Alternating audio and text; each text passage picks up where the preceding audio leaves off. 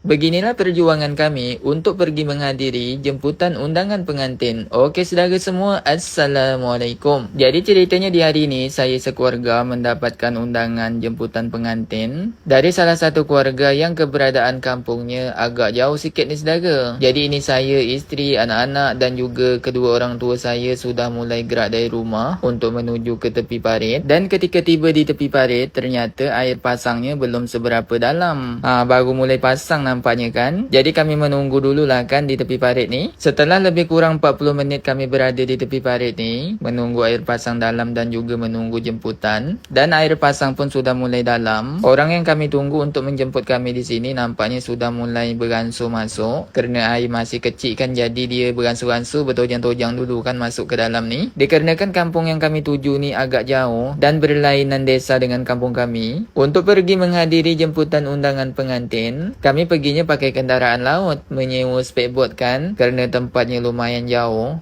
Kalau pakai pompong lambat pula tibanya. Jadi makanya kami menyewa speedboat pancung supaya agak cepat tiba. Sebab speedboat pancung ni gerak dia laju. Ini speedboatnya sudah tiba di dekat kami. Jadi dikarenakan airnya belum seberapa pasang dalam, untuk masuk ke dalam speedboatnya kami harus turun berlapang dululah sikit kan, berlapang lumpur yang ada di tepi parit ni. Tapi tanah lumpurnya tak seberapa dalam saudara, kerana masih tanah hitam kan. Tapi kalau dah lumpur yang putih tu, yang kami sebut pantai, kalau itu ia lumpurnya agak lembut. Kalau kita pijakkan termasuklah kaki. Tapi kalau warnanya masih hitam macam gini, masih keras juga ni. Tak terbenam sangatlah kaki kan. Jadi beginilah kami di kampung ni saudara. Kalaulah sudah ada undangan dari keluarga, apalagi undangan majlis perkahwinan, pokoknya walaupun macam mana caranya, bersusah payah pun kami tetap pergi. Walaupun hanya sekejap, kami tetap pergilah kan. Sebenarnya tadi rencananya kami nak perginya pagi-pagi betul. Tapi dikarenakan keadaan air pasang di hari ini agak lambat, jadi kami perginya menunggu air pasang sajalah kan. Walaupun agak sudah tengah hari ni, tapi tak masalah lah. Yang penting nanti sampai ke rumah pengantinnya sebagai tanda hadir dan juga tanda menghargai undangan dari keluarga. Ini kami sudah melakukan perjalanan untuk menuju ke rumah pengantin.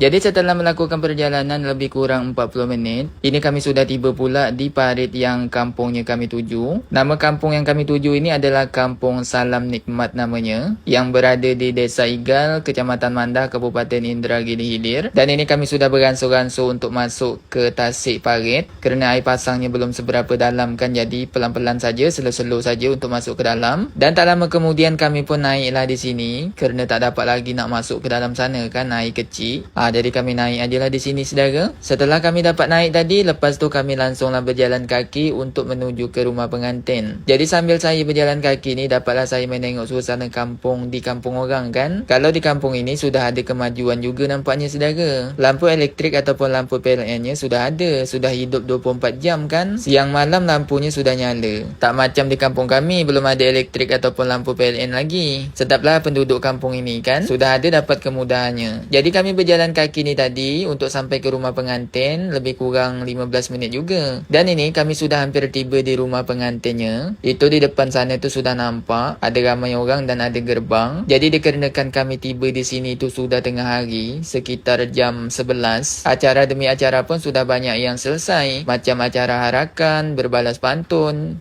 itu sudah semua. Tiba di rumah pengantin ni nampaknya tamu undangan pun sudah bersalam-salaman dengan pengantin. Kemungkinan sebagian undangan sudah nak balik kan. Orang lah nak balik, kami baru tiba. Jadi ketika kami tiba di sini tadi saudara, kami pun langsunglah disuruh makan, kerana sini sudah disediakan hidangan untuk tamu undangan yang baru datang. Saya bersama pandak saya dengan bapa saya, langsunglah merapat di dekat hidangan ni kan. Hari pun sudah tengah hari saudara. Perut pun terasa dah agak lapar juga. Untuk menunya pada hari ini, tengoklah saudara. Inilah menu-menunya kan. Menunya nampaknya sedap ni saudara. Tak sabar rasa saya nak makan. Jadi dikarenakan kami sudah dihidangkan makanan, kami pun langsung makan. Setelah siap makan tadi, lepas tu saya dengan bapa saya, dengan pandak saya, isteri dengan mak saya pun duduk-duduk dululah kan di tenda ni, menendukan perut baru sudah makan, sambil lah menengok kedua mempelai bersanding. Kalau kawan-kawan nak tengok raja seharinya, Tengoklah tu saudara. Jadi tengah-tengah saya duduk di sini tadi,